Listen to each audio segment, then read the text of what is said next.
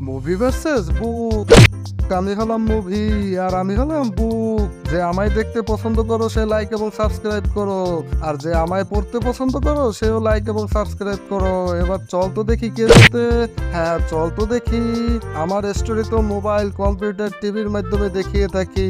আর আমার স্টোরি তো সবাই নিজের পড়ে নিতে হয়। পৃথিবীতে প্রথম মুভি 1896 সালে তৈরি হয়, আর আমার প্রথম বুক হাজার হাজার বছর আগে লেখা হয়। আমাকে যারা দেখে তারা ইন্টেলিজেন্ট হয়ে থাকে, আর আমাকে যারা পড়ে তারা সুপার ইন্টেলিজেন্ট হয়ে থাকে।